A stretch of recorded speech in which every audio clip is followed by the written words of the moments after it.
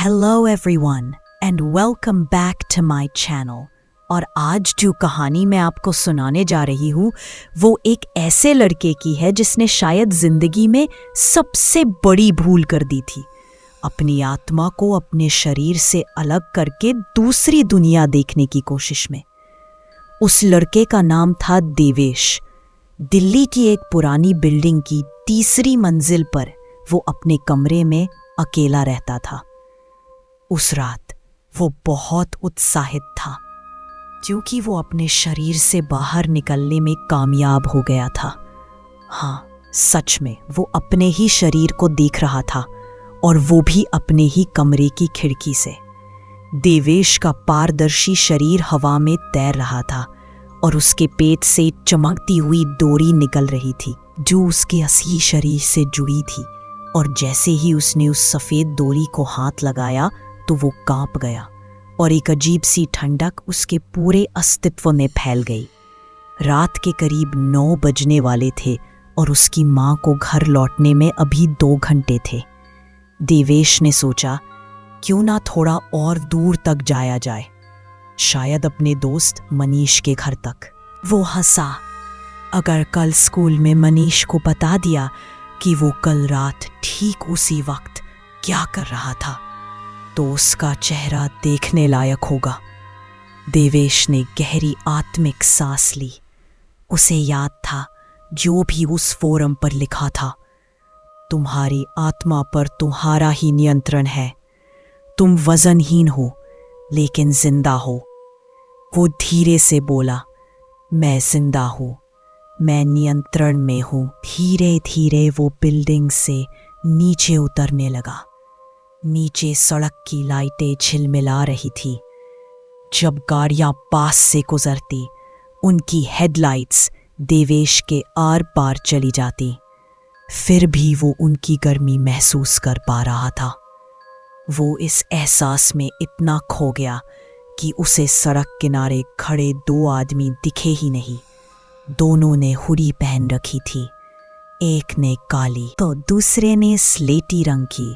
देवेश गलती से उस स्लेटी हुड्डी वाले आदमी के आर पार निकल गया। वो आदमी सहमकर पीछे हटा। इतनी गर्मी में हुड्डी क्यों पहनी है, देवेश ने सोचा, लेकिन बात आई गई हो गई। वो 48 नंबर गली में ग्रे रंग की एक और बिल्डिंग के सामने रुका और ये मनीष का घर था। धीरे से उसने दीवार की तरफ हाथ बढ़ाया। उसकी वो पारदर्शी उंगलियां दीवार के आर पार चली गईं और फिर पूरा शरीर दीवार के अंदर से होकर गुजर गया। अंदर मनीष सोफे पर बैठा था, बिना टी शर्ट, सिर्फ शॉर्ट्स में। टीवी पर WWE का मैच चल रहा था। उसका छोटा भाई पवन फर्श पर बैठा वही देख रहा था।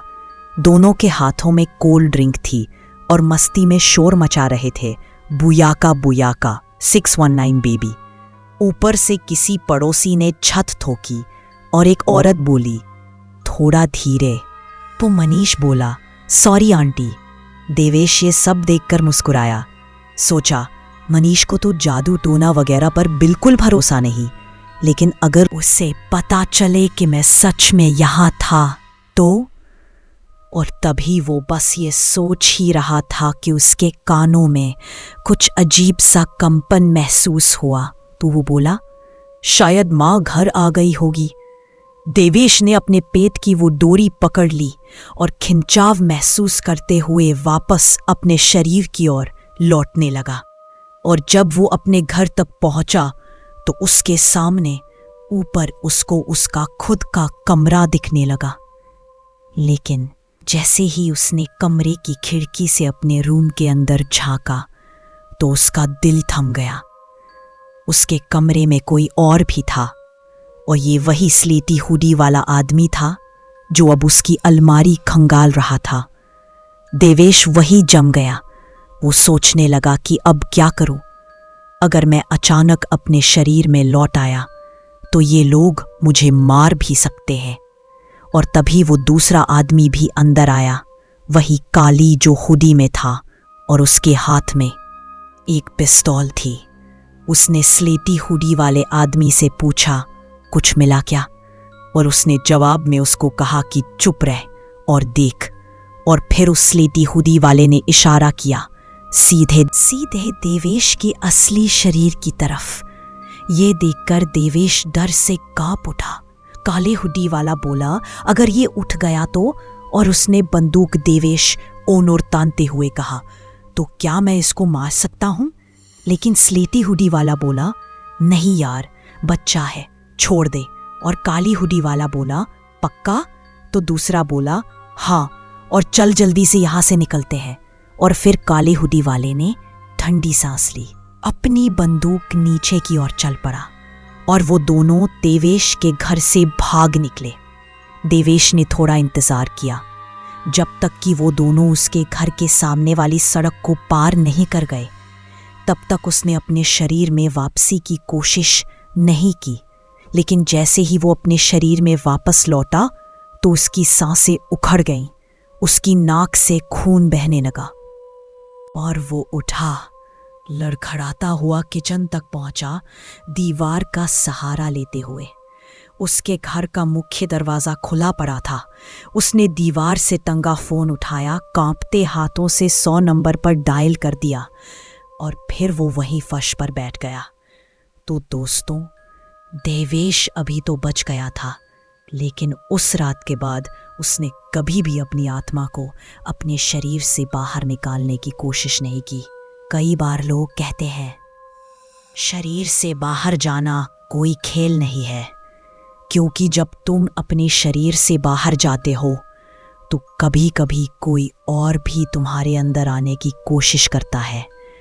क्या आपको लगता है कि देवेश की आत्मा सच में वापस उसी शरीर में आई थी, या कुछ और उसके साथ लौट आया था? अगर आपको ये कहानी डरावनी लगी हो तो वीडियो को लाइक करें, चैनल को सब्सक्राइब करें और कमेंट में लिखें, मैं जिंदा हूँ, मैं नियंत्रण में हूँ, क्योंकि कौन जाने कब ये शब्द आपकी ज़रूरत बन जाए।